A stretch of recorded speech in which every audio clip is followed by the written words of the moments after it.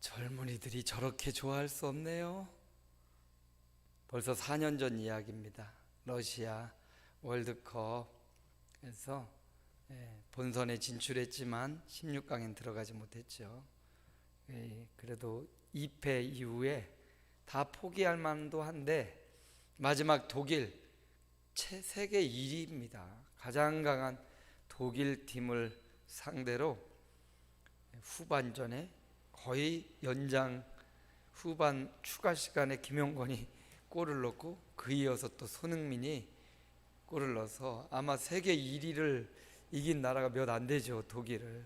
그런데 이 승리를 놓고 4년 전에 그렇게 기뻐하고 행복해하는 청년들, 젊은이들을 우리가 보게 됩니다.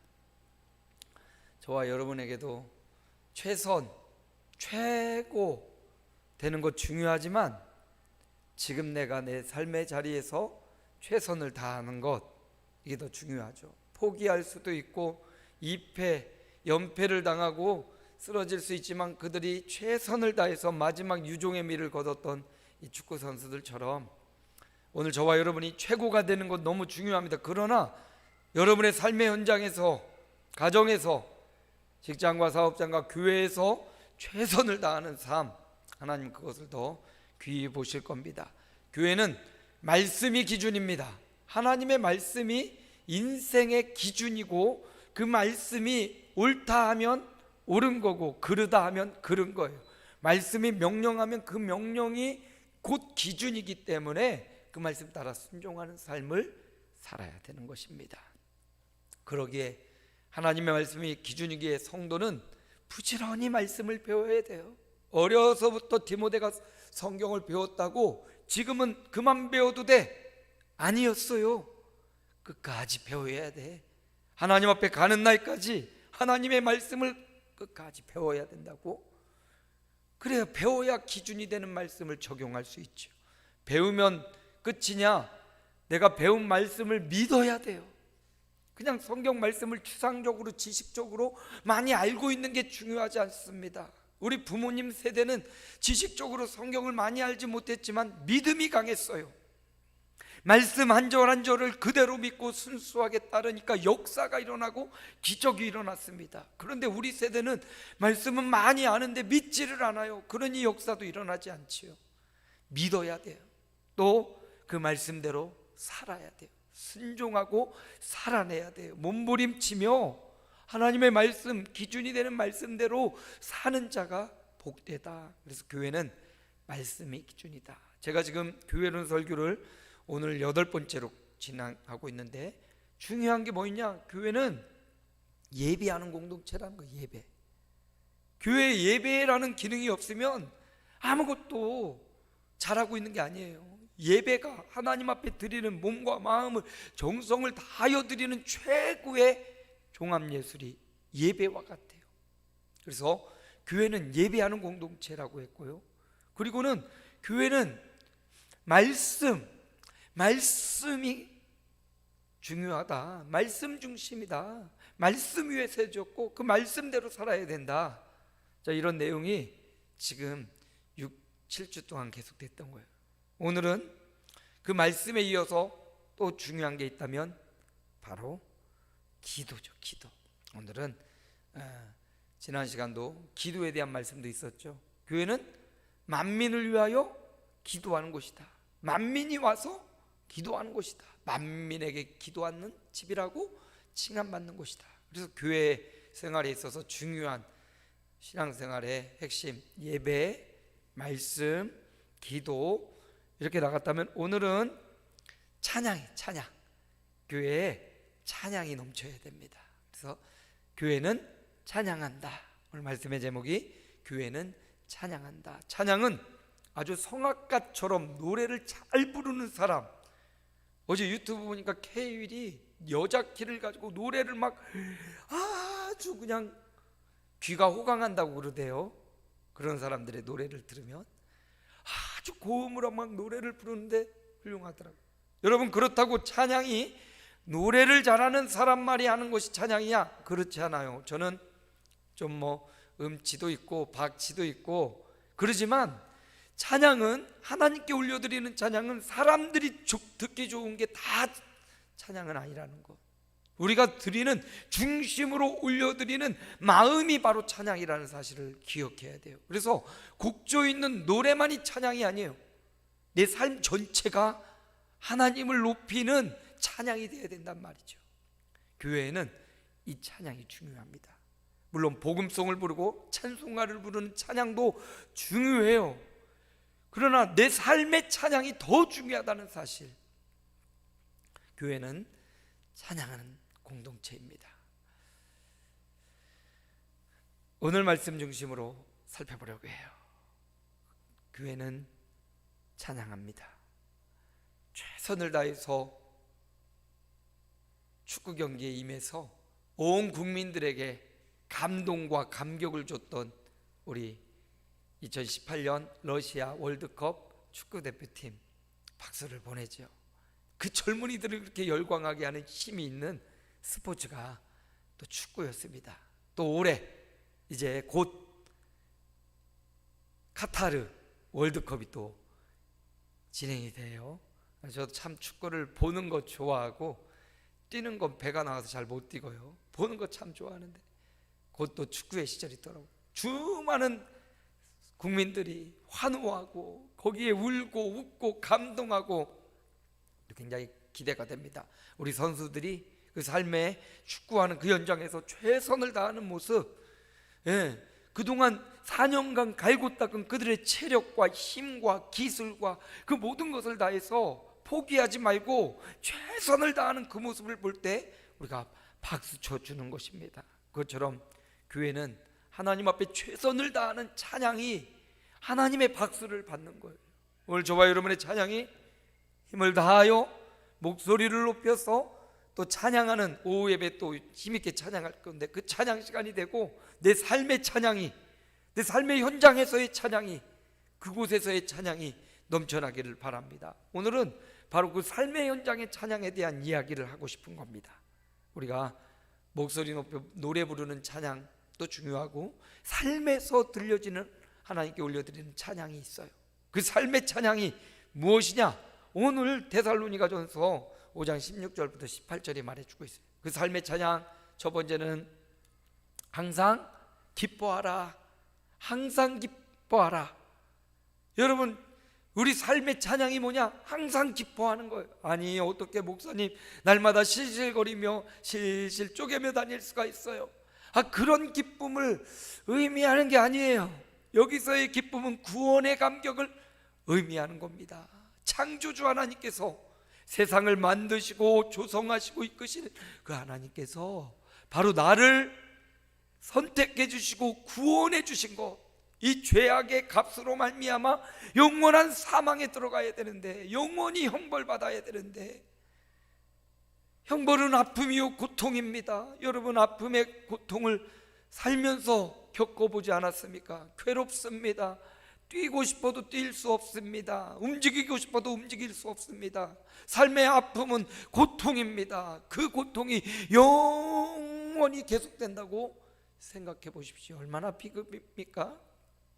죄인은 반드시 그런 영원한 형벌이 운명처럼 다가오고 자석처럼, 자석에 쇠붙이가 붙듯이 붙어 영원한 형벌이 붙어버리는 거예요. 그런데 그 형벌로부터, 그 죄로부터 우리를 용서해 주시고 구원해 주시고 지옥 형벌이 아니라 천국을 살게 하시는 하나님, 그걸 생각만 해도 가슴이 벅차오르고 감사와 기쁨이 넘치는 것, 이 기쁨을 말하는 겁니다. 이사야 43장 1절이 좀 길지만 우리 함께 읽어볼까요? 야곱아, 너를 창조하신 여호와께서 지금 말씀하시느니라. 너를 지으신 이가 말씀하시느니라. 너는 두려워하지 말라. 내가 너를 구속하였고 내가 너를 지명하여 불렀나니 너는 내 것이라. 창조주 하나님께서 야곱을 향하여, 버러지 같은 야곱, 지렁이 같은 야곱, 부모에게도 버림받고 형제에게도 버림받고 지금 바단 아람으로 가는 그 야곱을 향하여, 사람은 다 너를 버렸지만 나는 너를 지명하고 꼭 집어서 내가 너를 내 것으로 삼았다. 두려워하지 마. 그러니 창조자, 전능하신 하나님, 위대하신 하나님, 그 하나님이 나를 지명하여 불러주시고 나를 구원해 주셨다는 이 구원의 감격, 여러분 신앙생활은 이 구원의 감격이 저변에 깔려 있어야 가능한 거예요. 이 구원의 기쁨. 예수님께서도요, 요한복음 13장 1절이에요. 함께 읽어볼까요? 예수께서 자기가 세상을 떠나 아버지께로 돌아가실 때가 이른 줄 아시고 세상에 있는 자기 사람들을 사랑하시되 끝까지 사랑하시니라. 예수님께서도 구약에는 창조주이신 하나님께서 내가 너를 지명해서 불렀어, 내가 너를 구원했어 말씀하셨고요, 신약에 와서 예수님, 살아계신 하나님의 아들 예수께서 이제 유월절 잡수시고 우리의 죄를 대신 지시고 십자가 길을 가실 그 주님께서 말씀하시기를 자기 사람들을 사랑하시되 끝까지 사랑하시는, 여러분 이 사랑 때문에 우리 안에 기쁨이 있는 거예요. 사랑받는 사람은 행복합니다. 누군가로부터 사랑을 받으면 행복해요. 그런데 그 누군가가 사람이 아니라 살아계신 하나님의 아들 예수님께서 내가 너를 사랑하는데 끝까지 변함없이 사랑해 줄게. 이거 얼마나 행복하고 기쁜 말씀이에요. 내가 너를 끝까지 사랑해 줄게. 은주야, 내가 너를 끝까지 사랑해 줄게. 주님이 그렇게 말씀하시는 거예요. 흥기라, 내가 너를 끝까지 사랑해 줄게. 양순아, 내가 너를 끝까지 사랑할게. 나는 비록 사람인지라 실망하고 실족하고 하나님 이런 게 어디 있어요, 하나님 진짜 이럴 수 있어요 하면 원망하고 불평할지라도 주님은 변함없이 내가 너를 지명하여 불렀고 내가 너 끝까지 사랑할게. 전에 다니던 교회 한 권사님이 그렇게 기뻐하시는 얼굴이 그렇게 밝아요. 얼굴이 그러니까 이쁘다는 게 그냥 입는 코 입이 잘생겨서 이쁜 게 아니라 얼굴이 밝아. 여러분 얼굴이 화나면 이뻐 보여요. 늘 찡그리면 이쁜 얼굴도 미워 보입니다. 웃는 얼굴이 가장 예쁘잖아요. 그래서 여러분 생긴 거 이거 성형수술할 수 없잖아요. 눈, 코, 입 뭐 고칠 수도 없잖아요. 그러니까 웃는 얼굴 하면 웃상하면 예뻐요. 그러니까 웃상으로 사시기 바랍니다. 근데 그 권사님이 늘 웃상이에요, 얼굴이. 아유, 권사님은 뭐가 이렇게 웃상이 있고 또 그 웃상으로 뭐하냐, 매번 나가서 전도지 돌려주고요, 노숙인들 찾아가서 막 도와주고요, 그리고 교회로 데려오고요, 늘 그런 일을 기쁨으로 하시는 거예요. 아니 이분은 무슨 복을 받았나 보니까 환경이 교장 선생님 사모님이셨고 집도 뭐 여유도 있어요. 그래서 저는 교장 선생님 부인이고 재력도 좀 있고 하니까 그래서 행복한가 보다. 그 집에 너무나 큰 우환이 있었어요, 여러분. 너무나 큰 아픔이 있었어요. 아들이 불의의 죽음을 당한 거예요.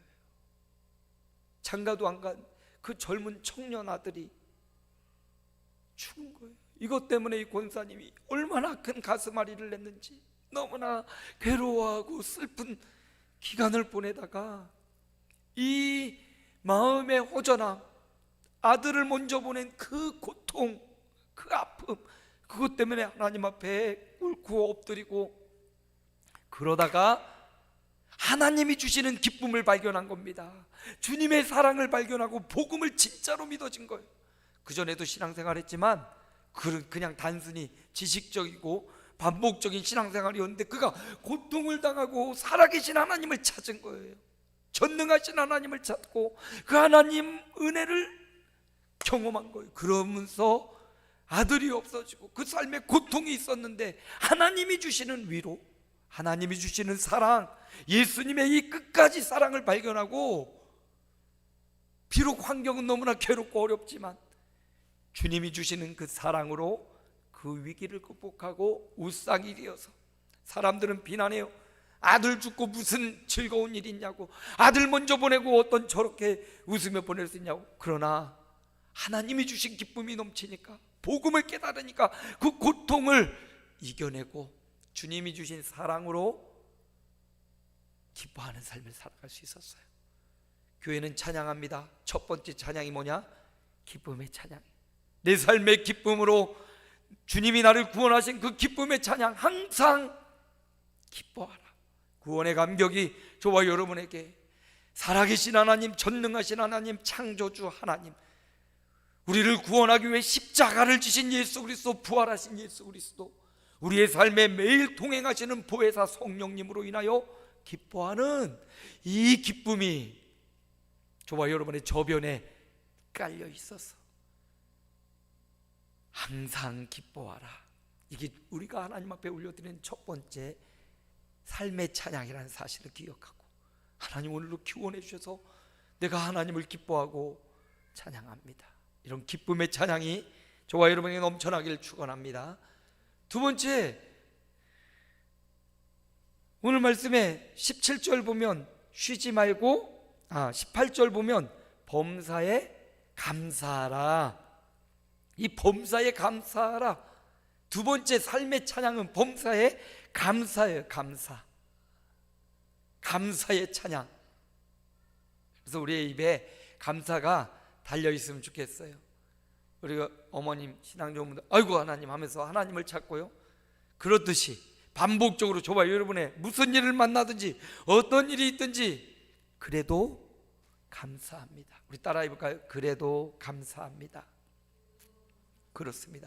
그래도 감사합니다. 그럼에도 불구하고 감사합니다. 이게 바로 범사의 감사예요. 범사라는 말은 모든 일에는 내가 당면한 아픔도 있고 고난도 있고 힘듦도 있어요. 그런데 그 일에도, 심지어 그 일에도 범사이니까 감사하라.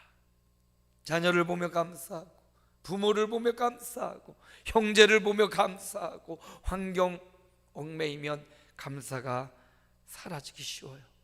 환경에 붙잡히지 말고 말씀에 붙잡혀서 범사의 감사의 삶을 살아야 됩니다. 왜냐하면 감사해야 될 이유가 있다면 로마서에 이런 말씀을 줘요. 8장 28절입니다. 우리 함께 읽어볼까요? 우리가 알거니와 하나님을 사랑하는 자 곧 그의 뜻대로 부르심을 입은 자들에게는 모든 것이 합력하여 선을 이루느니라. 지금은 고난 같은데 이게 지나고 나면 합력하여 하나님이 이 일을 통하여 선을 이루어 가시는 것, 그러니까 감사하라는 거죠. 시편의 감사를 볼까요? 역대상에도 나오지만 이게 10번 동일한 이렇게 똑같은 말씀이 성경에 10번 반복돼요. 이거 쉽지 않거든요. 그만큼 이 구절이 중요하단 말씀이죠. 성경에 똑같은 구절이 이렇게 10번씩 반복되는 구절 거의 없습니다. 우리 함께 읽어볼까요? 여호와께 감사하라. 그는 선하시며 그의 인자하심이 영원하미로다. 이게 시편에 가서도 계속 반복되는데요, 승리의 순간, 이기는 순간, 또는 그들이 예배를 드리는 순간 이 어구를 계속 반복하는 거예요. 여호와께 감사하라. 그는 선하시며 그 인자하심이 영원하미로다. 다윗이 처음 고백했던 내용이에요. 다윗이 예루살렘으로 법궤를 옮겨오며 하나님 앞에 드린 고백이고 찬양이에요. 훗날에 이는 시편에 들어가서 이게 찬송곡이 되어서 여호와께 감사하라. 그는 선하시며 그 인자하심이 영원하미로다. 이걸 반복해서 하나님 앞에 찬양으로 올려드린 걸 볼 수 있어요. 우리도 작곡가가 있으면 이 내용을 넣어서 찬송을 만들면 너무 좋을 것 같아요. 아직 이 내용만 들어간 찬송은 없는 것 같아요. 이게 10번이나 반복된다니까요, 여러분. 감사하래요. 어떤 일에, 모든 일에 범사에 감사하래요. 왜? 하나님은 선하시기 때문에, 그는 인자하심이 영원하시기 때문에, 지금 감사거리가 없음에도 지금 감사하면 하나님이 감사의 거리로 합력하여 선을 이루어 주실 것이기 때문에, 저는 이 감사를 마음에 새기면서 일천번제를 하나님 앞에 드립니다.